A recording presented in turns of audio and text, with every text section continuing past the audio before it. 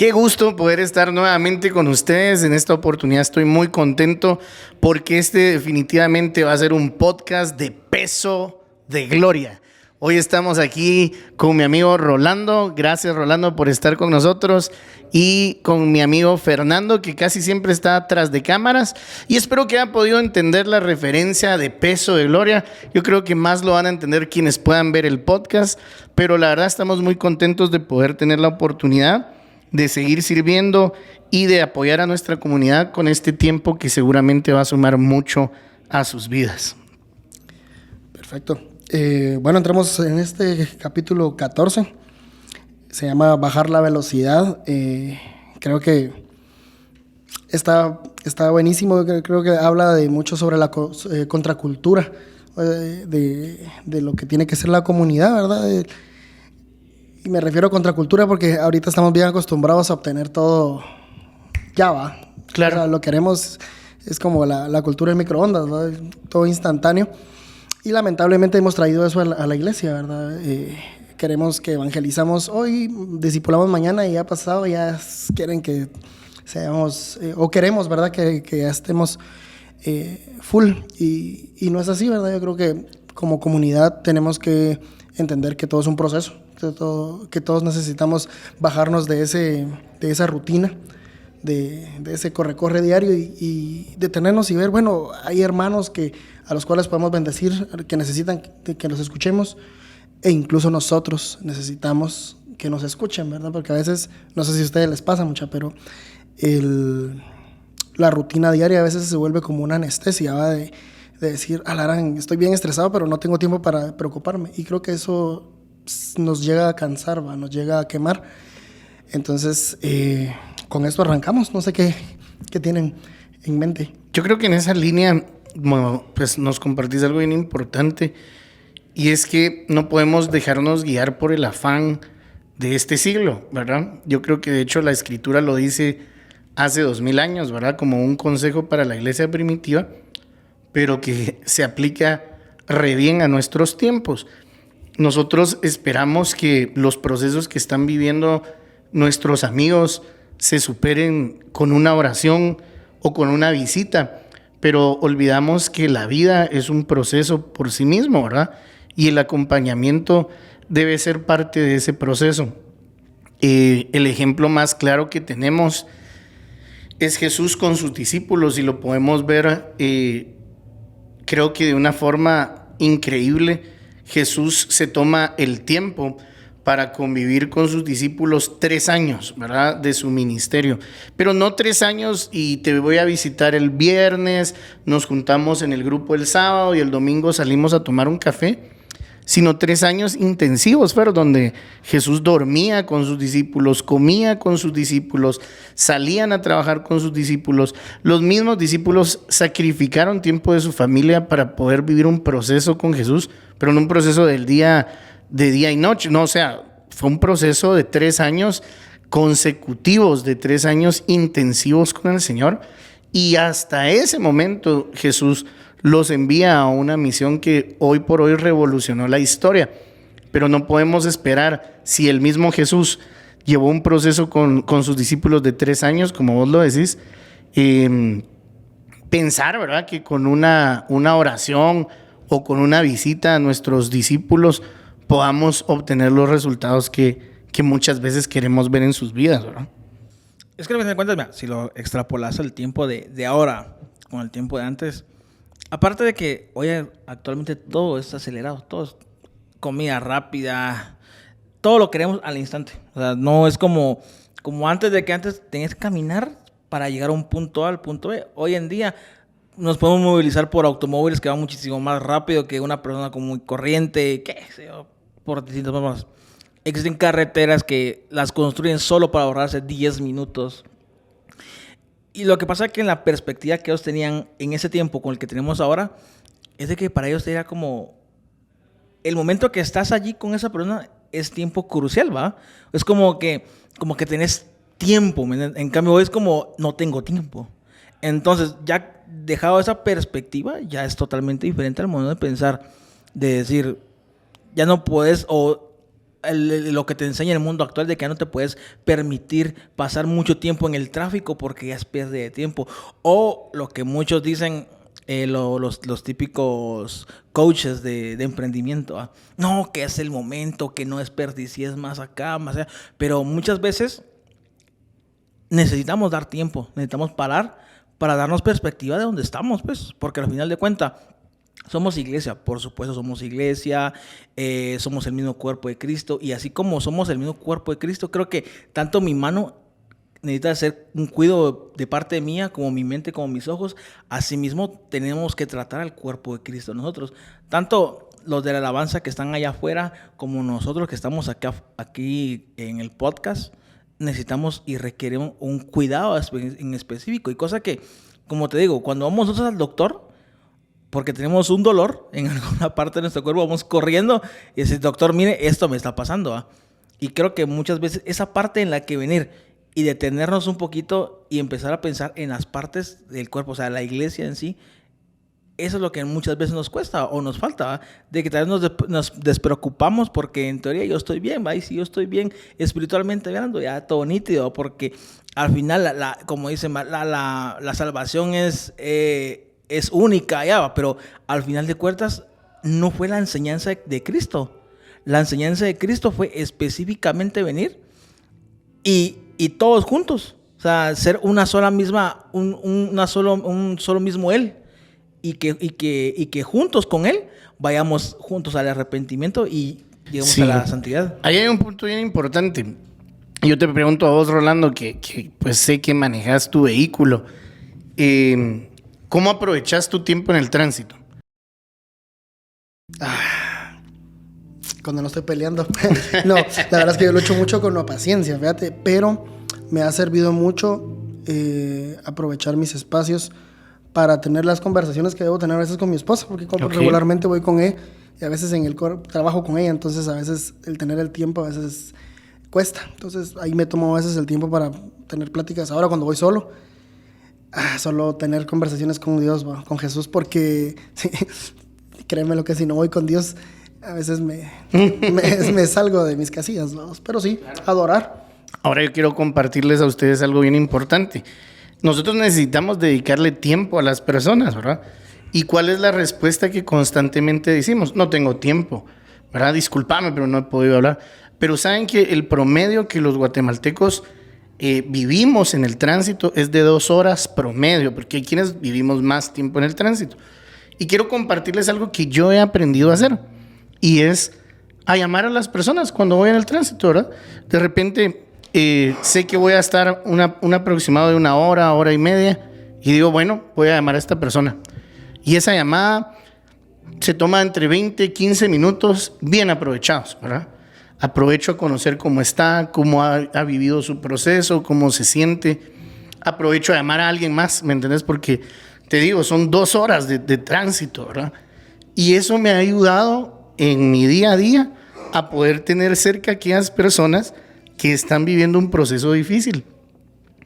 Y mira, estas son herramientas que Dios ha puesto a nuestra disposición que muy pocas veces aprovechamos. La tecnología es un regalo que Dios nos dio. Yo quiero comentarles, yo soy líder de grupo hace más o menos como 10 años, cuando empezaba, claro, con las llamadas ilimitadas. Y algunos recordarán a una oveja que trabajó conmigo mucho tiempo. Ella es Kaylin. Y ella vivía muy lejos de donde estaba nuestro grupo, que por cierto se hacía en la casa de mi amigo Fernando. Entonces ella vivía, fíjate, Rolando, aproximadamente a 45 minutos, 1 hora. Entonces nuestras reuniones de planificación, donde acostumbrábamos a ministrarnos, a orar y a verificar cómo estaba nuestro grupo, las hacíamos en la noche.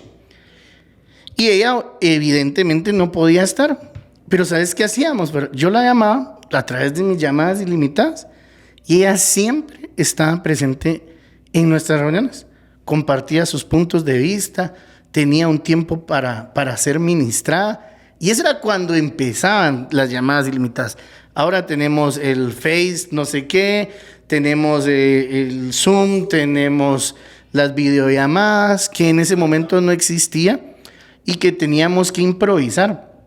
Pero les digo, la tecnología nos ha sido dada para poder acercarnos con las personas que están lejos de nosotros, sin perder de contacto a las personas que están cerca. Fíjense que me encanta, voy a leer un par de premisas del libro. Una de ellas es el ejemplo de la iglesia primitiva desafía a la iglesia de hoy. Y ahí es donde yo decía, cabal, que este capítulo va como bien contracultura, ¿va? Porque lamentablemente hay una tendencia a que la tecnología se vuelva negativa, y en vez de sacar el provecho, como vos decís. Porque ¿qué hacemos rápido? Es como de, bueno, necesito arreglar todo. Y ahí incluso hay estudios que dicen de que esta generación es la que más sufre de ataques de ansiedad, y que eso en realidad es gracias a lo que está muy impregnado en la cultura de hoy. Pero, y a mí me encanta una historia de la Biblia, que está en los Evangelios. Me imagino que ya la han escuchado. Pero está Jesús y va a sanar a la hija de Jairo. Okay. La hija de Jairo está enferma y llega con Jesús y le dice, mira, necesito que hagas el milagro, ¿verdad?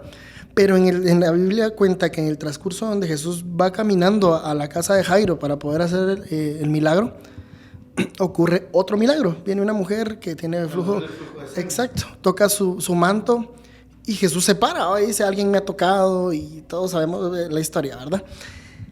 Lo que me llama la atención, y yo me pongo a tal vez a pensar un poco, a imaginar un poquito cuál sería la actitud de Jairo ahí, ¿va? Si sabes que tu hija se está muriendo en la casa y este Jesús se para aquí a ocuparse en alguien más, ¿verdad? Pero, y aquí quiero mencionar otra premisa que menciona el libro, y es a priorizar a las personas por encima de los programas. Jesús no es una persona que se encajaba en un programa o en una... Si se dan cuenta, Jesús es bien... Hoy hace un milagro con tierra y mañana, o sea, es bien impredecible. Pero sobre todo, Jesús tiene el control, ¿verdad? Y a veces eso es lo que nos cuesta entender, ¿va? A veces nosotros decimos, Dios, ¿por qué no? O a veces y rematamos con nuestros hermanos, la gran, porque somos bien prestados a decir, la gran, este es mi líder, ¿por qué no viene a orar por mí, va? Claro. Y queremos que las cosas pasen instantáneo, cuando en realidad es al tiempo de Dios, ¿verdad? Jesús no significa que Jesús no esté obrando. Entonces, creo que es bien importante esto porque a veces nos afanamos en el mismo ministerio, y eso es el problema. ¿Qué pasa cuando el mismo ministerio hace que nos alejemos de las personas del ministerio, que es lo que en verdad importa, ¿verdad? Fíjense que hace mucho tiempo yo tuve mi grupo. Todavía sigo sirviendo en un grupo, pero en otro grupo. Yo me recuerdo de que tenía mucho el rollo de, tenemos que empezar en punto a las 6, ¿verdad? Y ¿y por qué no vienen? ¿Va? Y me empecé a enojar con el equipo porque no llegaban temprano y todo. Cuando empecé a dejar eso por aparte y empecé a decir, bueno, mira vos, ¿por qué no pudiste venir? Es que fíjate que tuve un problema en mi casa. Cuando me empecé a interesar más en las personas y menos en los horarios y todo, y no estoy diciendo que no quiere decir que no tengamos horarios, sino que trabajemos con excelencia, pero lo más importante siempre es las personas a las que estamos sirviendo, ¿verdad? Entonces, fíjese que sentí un cambio bien significativo en cuanto a las personas que estaban en mi contexto en ese grupo, cuando empecé a estresarme, a dejar de estresarme por lo organizacional, y empecé ¿sabes qué? Sentémonos un rato, tomémonos un café, ¿qué pasó?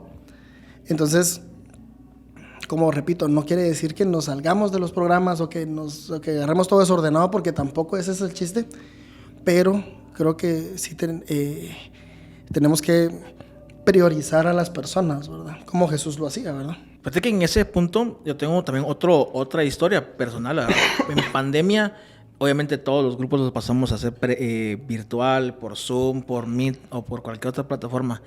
Y te prometo que hasta cierto punto, yo le agradezco mucho a la pandemia. Bueno, sé que no es lo correcto por lo pero está bien. Al final de cuentas, la pandemia nos unió como grupo porque nos hizo acercar, aunque estábamos literalmente cada quien en sus casas y por pantallas o teléfono, pero hasta cierto punto creo que el grupo se empezó a ser más orgánico, porque después del grupo fijo nos juntábamos en Discord a jugar, o y de verdad que nos unió un poquito, o sea, mucho al momento del grupo de la pandemia. Y no digo que, pues, lo que dije, pero a lo que iba con la historia, es de que al final de cuentas, todo el mundo, o sea, al momento de que vos priorizas juntarte más, a estar más con cercanía, todo no se vuelve como que algo tedioso, porque al final de cuentas, si lo vemos de la perspectiva de la gente que va al grupo, algunas veces el grupo es tedioso,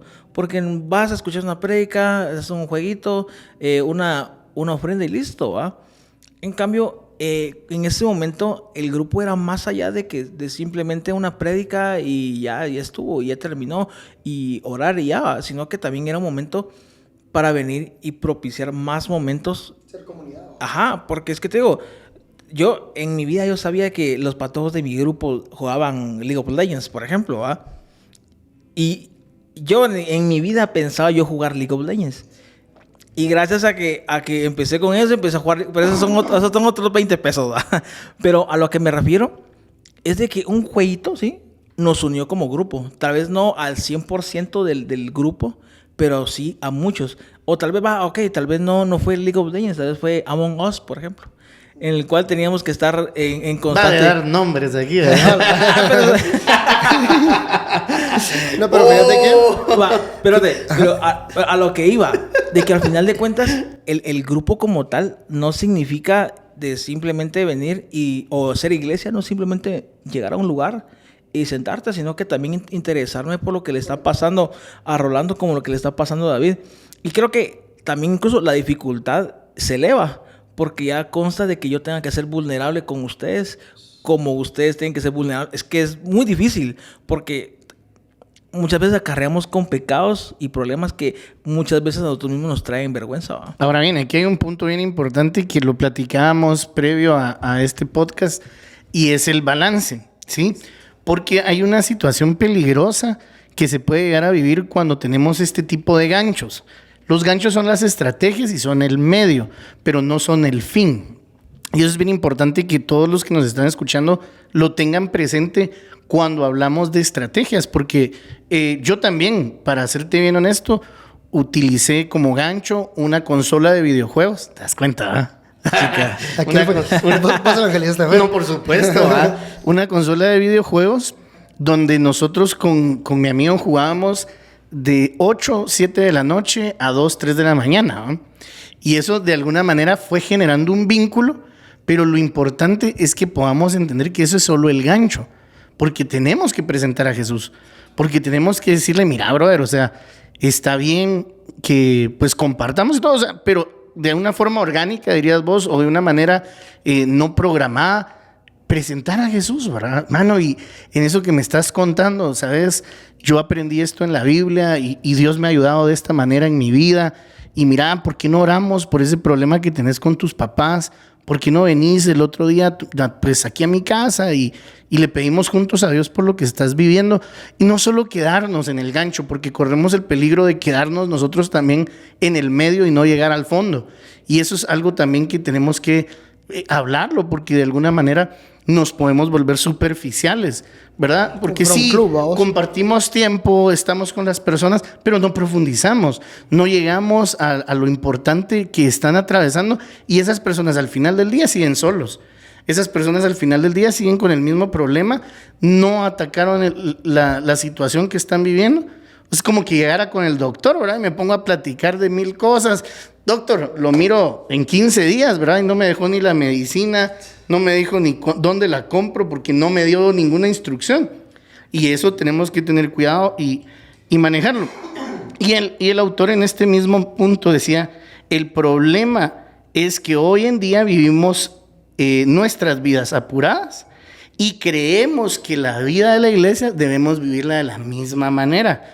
Y no es así. Y quiero dirigirme hoy a los líderes de grupos, a los pastores que nos puedan estar escuchando y decirles, hagamos una pausa en nuestros programas, en nuestra planificación anual, en nuestra planificación trimestral o lo que sea, y veamos cómo está nuestra gente, cómo está nuestro recurso humano. ¿verdad? ¿Cómo están nuestros líderes? Sí, vamos al crecimiento, vamos a expandirnos, vamos a hacer crecer el templo y etcétera. Y todas las metas y los propósitos están bien, pero ¿cómo está mi gente? ¿Cómo están mis pastores? ¿Cómo están mis líderes? ¿Cómo están mis equipos de trabajo? ¿Cómo están los que trabajan en los ministerios? Porque si de alguna manera encontramos un desbalance, ¿cuál es la prioridad? Las personas. Y un ministerio muy reconocido de nuestro país dice, después de Dios, lo más importante son las personas. Y debemos de aprender, ¿verdad? A tomar lo bueno y desechar lo malo. Fíjate que yo creo que aquí el ejemplo más grande, ¿verdad? Y es la razón por la que estamos, es Jesús, ¿va? Jesús, date cuenta que era una persona de intimidad, de intimar. Él no es de... Si te das cuenta, la prédica más formal es el Sermón del Monte, ¿verdad? Y esa sí está bien estructurada y pero de ahí te das cuenta que él, parábolas en una cena, ¿verdad? En la mesa. O le llama a Mateo y mira, hoy vamos a ir a comer a tu casa. Entonces, Jesús es de intimar, ¿va? Y así es como nosotros vamos a lograr conectar con las personas. Como vos decías, yo creo que ese es el medio. Uh-huh. Pero jamás en la vida yo te voy a aceptar al Jesús que me estás ofreciendo si ni siquiera te tomaste el tiempo para saber cómo está mi corazón de recaudador de impuestos, por ejemplo. Claro. O sea, si vos solo venís a decirme, mira, ¿qué hubiera pasado si Jesús se para enfrente de Mateo y le dice, mira, lo que estás haciendo está mal, seguime, ¿va? O sea, y servirle a Dios, ¿va? Ahora una pregunta, ¿será que Mateo no sabía que lo que estaba haciendo estaba mal? Ya lo sabía. No hace falta que... O sea, ¡oh, Jesús! ¡Wow! ¡Qué revelación, hermano! Ay, no, la revelación fue el amor que Jesús le mostró a Mateo. Esa creo que ahí vos creo que mencionaste la esencia de lo que tenemos que hacer como comunidad. Amor. Y el amor conlleva a conectar. O sea, genuinamente que yo venga y diga, mira, Fer, te miro mal, ¿qué te pasa? O sea, vamos a echarnos un café. Aquel es porque aquel es mala onda, ¿no? Pues no me acepta el café, ¿no? No, pero sí genuinamente si no es Argentina no te acepta el café. Sí, cabal, ¿no? Entonces, y cabal con esto me gustaría pasar al otro punto que hablaba, es el capítulo 15, es regresar a la mesa. Mi favorito. Para mí esto impactó y algo tan básico como es la mesa. La cultura esto de que habla de la mesa, de lo importante que es como familia. Empecemos en un núcleo familiar, ¿verdad? No sé cómo sea su contexto, pero en mi familia, cuando yo vivía con mis papás, yo me recuerdo que la cena era como bien preciada. Mi papá, cuando yo me salía con mis cuates y todo, se enojaba si yo no regresaba a cenar. Pero porque era el momento en el que todos nos sentábamos en la mesa y decir, bueno, ¿cómo te fue, Iván? ¿Cómo te fue en el colegio, en la universidad, en el trabajo? Y era un momento en el que tal vez eran las conversaciones más básicas, pero también en donde también había un lugar seguro, en donde podíamos abrirnos, nos sentíamos cómodos como familia. No es un lugar estructurado que vos digas, bueno, primeramente buenas noches. No, a mi papá estaba ahí en sus fachas, mi mamá sirviendo la comida y todos, pero es el ambiente de familia, de hogar que nos da. Ahora, qué importante, y cabal hay una frase que dice, ¿qué pasaría si tuviéramos menos bancas y más mesas en la iglesia, ¿verdad? Yo tengo muchas historias que compartirles ahí. Quiero meter el tráiler, vamos, como... Le iba a meter yo vos, pero me ganaste. Dios es bueno.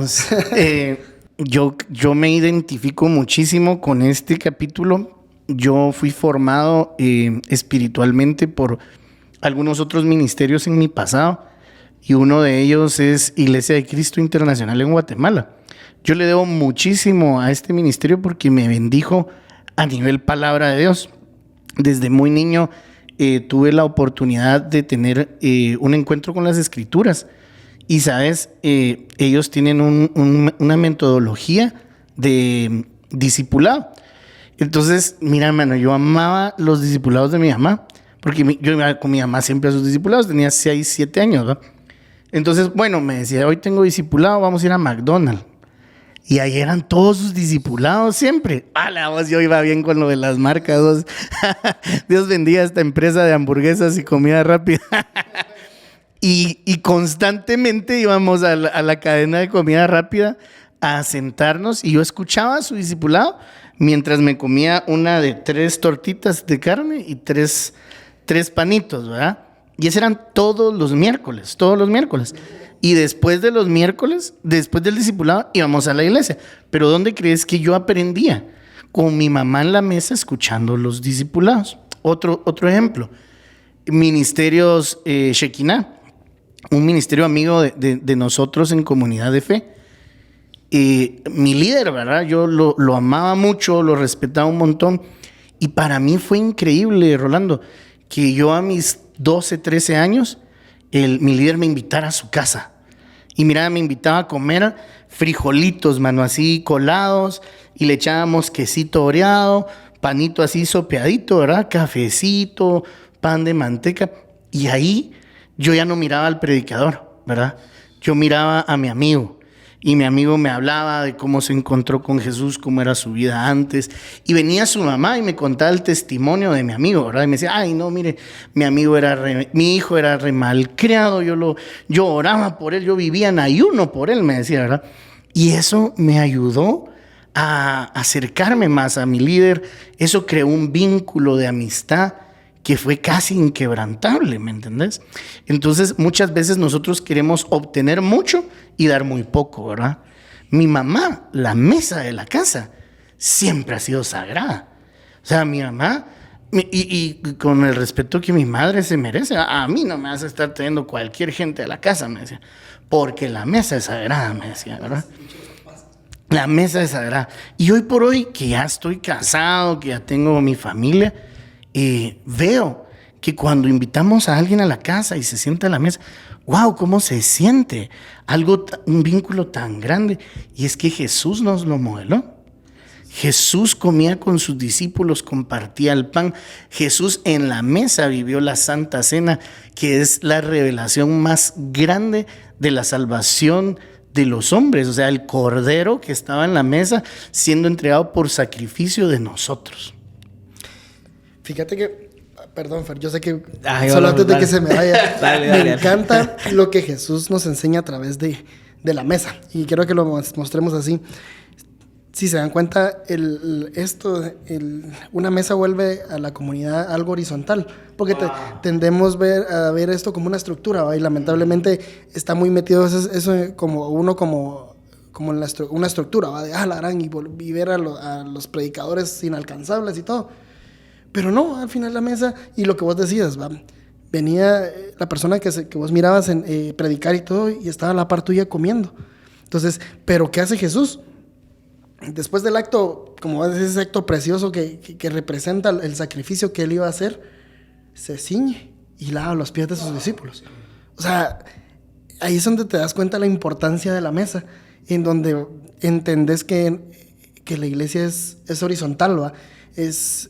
Somos hermanos, y sí, definitivamente se necesita una estructura, hay personas que son más maduras y necesitamos de esas personas para que nos discipulen y nos guíen, pero entendés que estamos juntos en esto, no que él está allá y que vos estás acá. Y yo creo que como comunidad esto es bien valioso, entender que el poder que puede tener también tu oración para tu pastor, para tu líder. Que no solo es de, la gran, voy a llegar a la iglesia a ver qué tiene para darme, ¿va? Cambia esa cultura de consumismo, va a decir, bueno, voy a ir a recibir hoy a la iglesia, ¿va? Sino al final decir, no, o sea, David, ¿va? Vamos a tomarnos un tiempo para orar por David, y lo miro cargado ahí y todo. Entonces, creo que la mesa convierte a la comunidad en una familia, ¿va? Fíjate que, bueno, yo ya me quitaste la inspiración, pero voy a repetir una frase que por si alguien no hizo el primer episodio, vaya a verlo. Estuve ahí con Julio y Sara, y Sara dijo algo casi finalizando, dijo, miren, nosotros no asistimos a nuestra familia. No asistimos yo no asisto, yo soy Guzmán, va. Ella puso el ejemplo de su familia, pero lo pone en mi ejemplo. Yo soy Guzmán, va. Yo no asisto a los Guzmán, va. Yo no asisto a mi casa. Yo soy de mi casa, yo soy parte de mi familia, y nosotros creo que con respecto a la línea que vos decís que nos vuelve en horizontal, digo, o sea, nos vuelve en el mismo nivel todos. Digo, o sea, nosotros no asistimos a la iglesia, somos parte de la comunidad, somos la comunidad. Y creo que, fíjate y te pregunto que la parte más difícil que a mí me ha costado en mi vida personal es sentarme a comer con mi mamá y mi abuela a la mesa. Las poquitas veces que yo lo he hecho, o sea, hablamos de todo, o sea, perdón, va, porque se expongo aquí. Pelamos, hablamos, discutimos de entre nosotros, hablamos cosas de mi casa, de los 4 que vivimos en mi casa y todo. Y son momentos muy buenos. Y te prometo que hasta leer esta parte del libro que dice la mesa familiar es una escuela. Creo que en esa parte a mí me toca porque digo, wow, estar sentado a la par de mi abuela con mi mamá me enseña muchísimas cosas, no solo acerca de ellas, sino que cómo podemos convivir entre nosotros y cómo podemos conocernos más, porque incluso les cuento esos algunos momentos que hemos pasado comiendo los 3, porque a veces mi hermano por trabajo, por X o Y razón, no está en la casa para la cena, pero en esos momentos yo me entero o me conozco la historia de mi abuela, de cómo fue su niñez, cómo pasó su adolescencia, que ella se la pasaba montada en palos, así me dijo, jalando árboles frutales. Ajá, de todo, claro. Y aprendes a tener empatía con las personas que estás... Y te prometo que esos momentos creo que muy difícil nosotros les damos el aprecio de que sentarnos aquí a comer con nuestra familia nos enseña a empezar a empatizar no solo con la gente que está hasta en el alrededor que nos une por sangre, sino que con la gente que también es parte de la comunidad, es nuestra comunidad y como tal debemos de sentir ese amor que una vez Jesús nos mostró a nosotros, ¿verdad? Me gustaría leer un texto, y sí quiero ser así muy textual porque me encantó. Y está justo en la parte donde dice lo que les hablaba al principio, menos bancas y más mesas. Es una frase de Raquel Hell Evans. Espero que lo Raquelita. Raquelita, la Raquel. Pero dice, pero el evangelio no necesita una coalición dedicada a mantener fuera a las personas equivocadas. Necesita una familia de pecadores salvados por la gracia, comprometidos a derribar los muros, abrir las puertas y gritar, bienvenidos, hay pan y vino, vengan a comer y a conversar con nosotros. Este no es un reino para los dignos, es un reino para los hambrientos.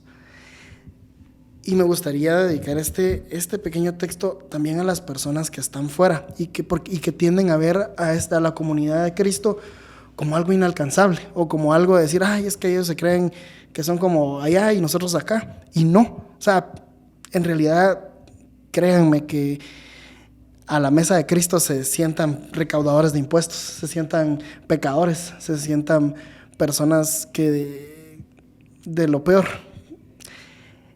Y entre esos estamos nosotros. Lo práctico de la gracia de Jesús, ¿va? No solo es de, te perdono y órale, sino es un Jesús que viene y te dice, sentate, o sea, venite, comamos. Y yo creo que esto es el trabajo como comunidad, ¿verdad? Creo que los mejores momentos que he vivido en comunidad con las personas que me rodean no han sido y no le quito el mérito a una prédica. Gracias a Dios y gloria a Dios por la palabra que nos da a través de los predicadores y a través de los pastores. Pero los momentos más bonitos que he tenido como comunidad han sido en una mesa, comiéndonos un churrasco, tomándonos un agua. Ahí al calor del fueguito, cuando se hace un churrasquito, ¿va? Ahí nos juntamos los hombres. A veces ahí se exponen los mayores pecados, los mayores dolores que tenemos en nuestro corazón. Entonces, creo que hay una mesa en la que todos somos bienvenidos, ¿verdad? Y de eso se trata. Y creo que hemos estado hablando de muchas, digamos, beneficios subjetivos que encontramos al sentarnos a la mesa, pero también hay algunos aspectos científicos que podemos hablar en esta noche, ¿verdad? O en este momento, mejor dicho. Y algunos estudios han revelado, por ejemplo, que los jóvenes que se sientan a la mesa por lo menos 5 veces a la semana y comparten con sus familias, dice, son menos propensos a las adicciones. Son menos propensos a la depresión, que estamos hablando de situaciones que hoy en día son ataques directos a nuestras jóvenes, ¿verdad? Dice, en el 40% de los casos mejoran sus calificaciones. Dice, tienen una mejor autoestima y una satisfacción con la vida. El simple hecho de sentarte a la mesa con tu familia genera también una mejor conducta, una conducta de confianza y servicial hacia los demás, y una mejor relación con sus padres. Mejora el vocabulario, miren qué increíble, y el rendimiento académico. mejor resistencia al estrés y menos tasa de embarazos no deseados y de dice, gracias, escolar. Entonces creo que son puntos bien importantes de el hecho de poder compartir tiempo de calidad, ¿verdad? Porque en una mesa, ¿cuánto te puedes llevar en un almuerzo? O sea, exagerando, 1 hora. Pero esa hora es tiempo de calidad que va directamente a tocar partes de tu alma, porque cuando hablas de estrés, cuando hablas de rendimiento académico, cuando hablas de tus emociones, pues, ¿verdad? Está directamente ligado a tus emociones. Y esa hora que puedas dedicarle en el día va a tener una repercusión en toda tu vida. Junto con esto, a mí me gustaría hablar, y esto es algo bien serio, mucha. Lamentablemente vivimos ahorita en un contexto, y les digo porque yo he sido, o sea, yo también lamentablemente he caído en esto, y estamos en una sociedad que todos queremos ser escuchados, porque te apuesto que ahorita te digo, mira, ¿cómo te fue? Y yo estoy seguro que todos estamos dispuestos a decir, mira, hoy me pasó esto, pero ¿cuántas veces en el día practicamos el arte de escuchar? Y eso también creo que es bien importante en esto, porque también de nada va a servir yo creo que ahí hasta puede ser contraproducente, que te sentes con las personas a ver tu teléfono, o en el peor de los defectos, que te sentes a las personas solo a hablar de vos, va. Es que fíjate que a mí me pasó, y tal vez el otro. Entonces yo pienso que como comunidad es bien importante aprender a escuchar, va. Miremos a Jesús, al final Jesús hacía preguntas, va. Exacto. La cultura judía, y así, yo escuchaba algo que los eruditos judíos hacían preguntas en vez de enseñar. Ellos enseñaban a través de las preguntas, y yo creo que esto es bien importante, va, el decir, bueno, ¿cómo estás, va? Ay, mira, y con eso, ¿cómo te sentís, va? Y mira, ¿y qué pensás de esto? De esa manera vas a aprender a entender a tu hermano, a tener empatía, como lo que decías. Cuando vos escuchaste creo que a veces uno así es como aprende a no emitir juicios sobre los papás, escuchándolos, entendiendo que tuvieron problemas cuando estaban pequeños, que fueron tremendo de jóvenes, ¿va? Entonces pero ahí vos decís, bueno, pues entonces mi papá por eso me puede entender, ¿va? Entonces yo creo que el arte de escuchar es algo que sí tenemos que ser como cristianos, como seguidores de Cristo, ser bien intencionales en practicarlo.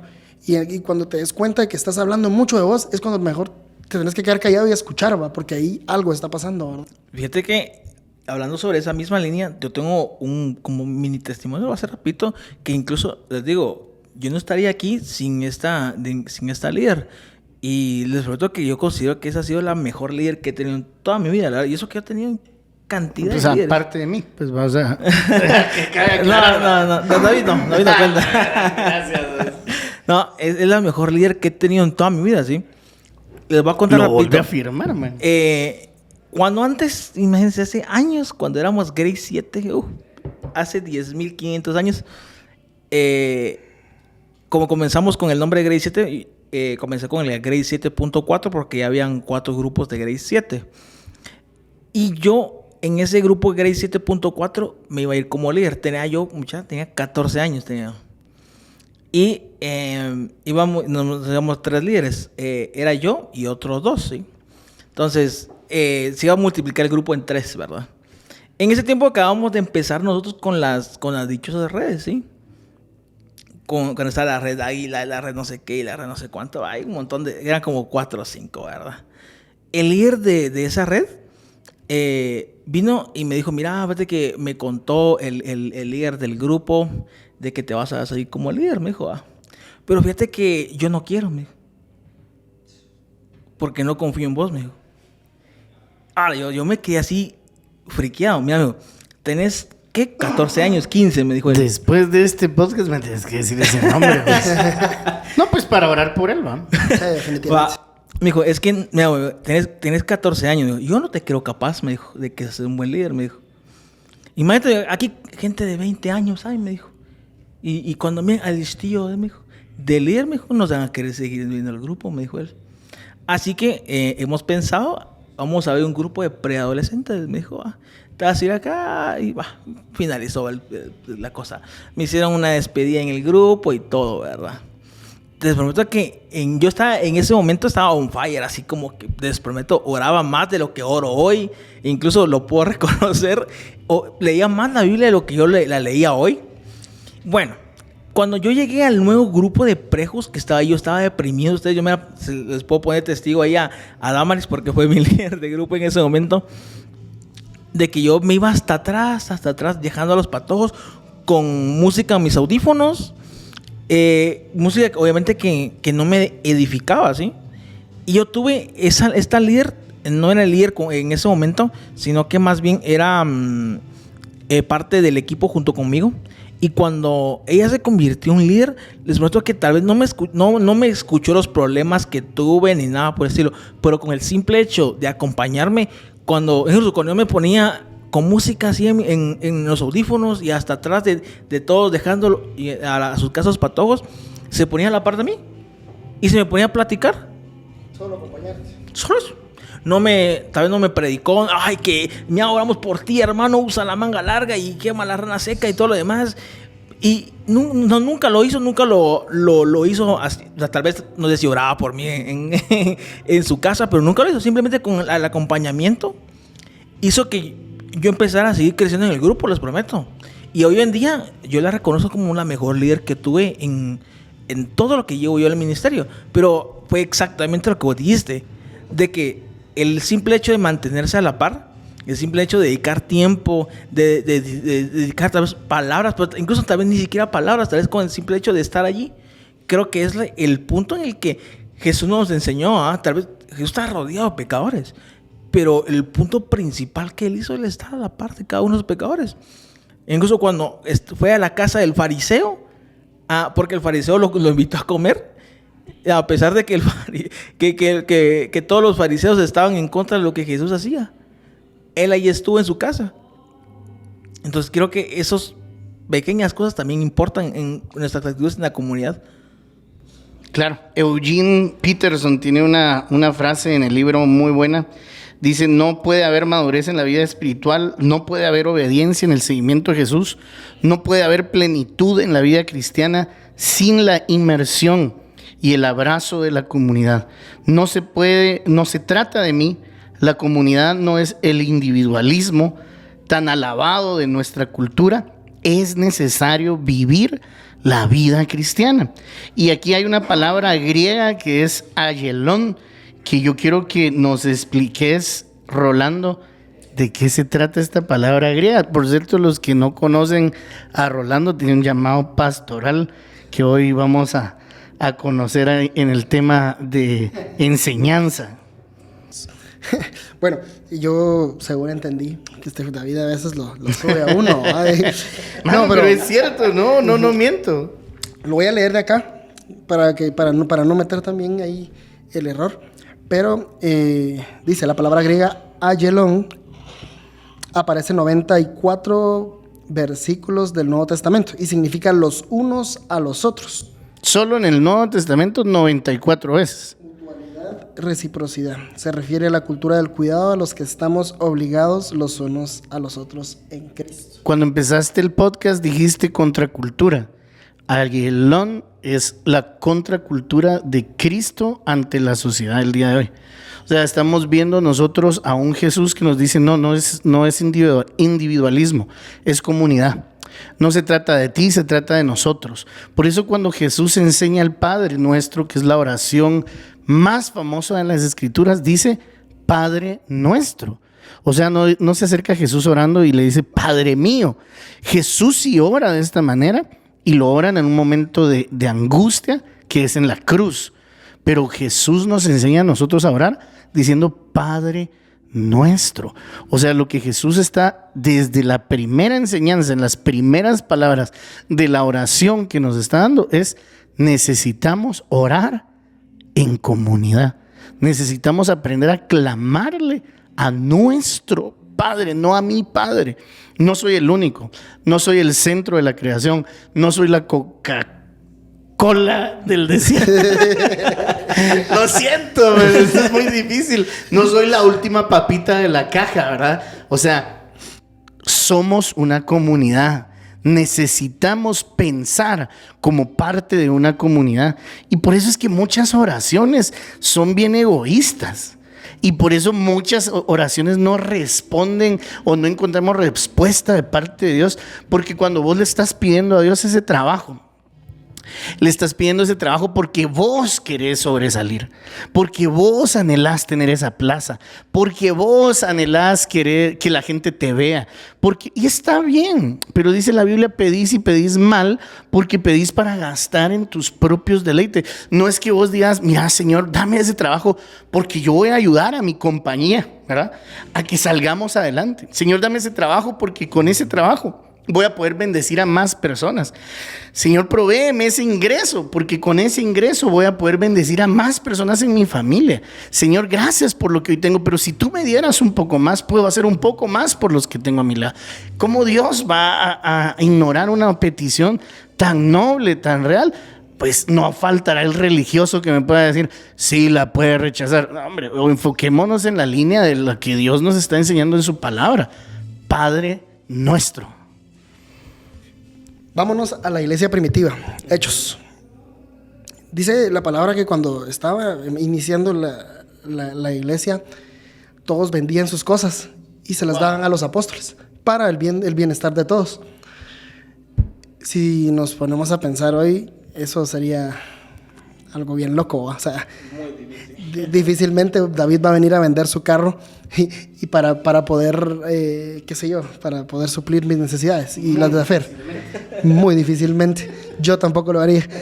Pero en realidad, y saben, esto es algo bien, creo que hemos pasado por alto como cristianos. Lamentablemente hemos cometido el error de dar una mala imagen a las personas que están afuera. Y yo he escuchado muchas veces que las personas dicen, alarán, para meterme a ese grupo que se está peleando entre ellos, mejor me quedo aquí, ¿va? Porque lamentablemente, por querer tomar el papel de juicio, a decir, no, nosotros estamos bien y aquellos están mal. O entre nosotros mismos, mira, no va. Cuando entendamos que somos un nosotros, va, que es Padre nuestro, o sea, el Padre nos hace uno a nosotros. Cuando entendamos eso, y ahí sí al final es el concepto de comunidad, creo que ahí vamos a impactar a las personas que están afuera. Y cabal, eso mencionábamos antes de empezar a platicar esto, que estamos viviendo como una revolución o una reforma, mejor dicho, de la iglesia. Este concepto de comunidad, yo sí la verdad les digo, soy bien agradecido con Dios, porque en realidad yo en algún momento, yo sí le pedí a Dios una comunidad, ¿va? Un lugar en donde yo me sintiera cómodo, y no cómodo en el sentido de, nadie me dice nada, sino al contrario, donde me sienta amado, pero también me sienta corregido. Tal vez la palabra es ser parte. Exacto. Donde te sientas parte de. Pero parte integral, eso es lo que quiero llegar. No es una parte de, Simón, David, somos una familia, pero te miro el otro domingo. No, o sea, David, somos una familia, mira, el lunes, mira cómo estás, ya tenés problemas económicos en tu casa, porque incluso acá menciona el papel que jugamos como comunidad. Y por supuesto, nos lleva a otro nivel, bro. Para afirmar fortalezas, pero entre todos los puntos hay incluso una parte que dice, estamos para compartir las necesidades y problemas, compartamos las creencias, para que nos sirvamos mutuamente, nos sirvamos, vamos a ver, en el perdón, compartamos el espacio, los bienes y el tiempo. Entonces, vamos a caer a la palabra otra vez, a Yelón, los unos a los otros, ¿verdad? Impactar al mundo de afuera a través de cuando miren, y cabal, yo copié un texto que es de Shane Claiborne. Shane. Esos nombres no sé, extraños, pero está en su libro La Revolución Irresistible. Está en inglés, pero ahorita no me siento bilingüe. Dice, nos muestra hasta qué punto eran capaces de llegar los cristianos, ¿verdad? Dice, los primeros cristianos solían escribir que cuando no tenían suficiente comida para las personas hambrientas, que estaban a su puerta, toda la comunidad ayunaba hasta que todos pudieran compartir una comida juntos. Qué increíble economía del amor. Los primeros cristianos decían que si un niño muere de hambre, mientras un cristiano tiene comida extra, entonces el cristiano es culpable de asesinato. Esto va más allá de la cultura de hoy, va el pensar yo, la autorrealización, el pensar voy a sacrificar lo mío para la necesidad de otros. Creo que esta es la verdadera iglesia, esta es la verdadera comunidad. Y animarnos, ¿verdad? A anteponer la necesidad de nuestra comunidad a nuestras necesidades egoístas, ¿verdad? Yo en lo personal quiero concluir con este pasaje que está en Santiago capítulo 2, versículo 15 al 18. Si algún hermano, dice, o hermana de la iglesia no tiene ropa ni comida y tú no le das lo que necesita para abrigarse y para comer, de nada sirve que le digas que te vaya bien, abrígate y come hasta que te llenes. Lo mismo pasa con la fidelidad a Dios. De nada sirve decir que somos fieles si no hacemos nada que lo demuestre. ¿Saben? En otra escritura dice, no le digas a tu hermano, vete a tu casa y oraré por ti, si tú tienes con qué saciar su hambre o con qué calmar su frío. Yo creo que necesitamos materializar nuestro amor y realmente ser más prácticos que teóricos, y realmente dedicarle el tiempo que nuestros hermanos necesitan, y si tenemos en nuestros bienes cómo compartirlos, es el tiempo de empezar a vivir un evangelio mucho más práctico. Sí, y al final de cuentas creo que hay que negarnos muchas veces a nosotros mismos para ayudar a otras personas, porque creo que por nuestro propio egoísmo o por nuestra propia ambición de tener más, porque al final de cuentas en el mundo actual es más para vos, más para acá, más para allá y más acá, y cuando realmente el mensaje de Cristo obviamente arrepiéntanse pecadores, pero también era ámense unos a otros. Uh-huh. Es necesario, porque es cierto, el pecado pues te aleja de mí, pero no significa que se alejen entre ustedes. Creo que si vemos a alguien que está en mal estado, creo que nuestro deber como seguidores de Cristo, como discípulos de Cristo, es acercarlo a Él. Amén. Porque si no, de nada sirve. ¿Cómo cerrás esto, Rolando? A mí me encantaría terminar con, espero no decirlo mal, pero en esto conocerás que sois mis discípulos. Wow. Que se amen los unos a los otros. Sí. Entonces, ¿sabes con eso quería cerrar, Joan? De verdad. Spoiler. Excelente. Pero termínalo porque te interrumpí. No, creo que eso es la esencia al final. Lo voy a leer de acá. Uh-huh. Tengo una referencia y es del mismo Shane Claiborne. Dice, creemos firmemente que el evangelio, las buenas nuevas de Jesús, se difunden no por la fuerza, sino por la fascinación, por personas que se aman bellamente en el mundo. Eso es exactamente lo que dijo Jesús. Sabrán que eres mi cristiano por tu amor.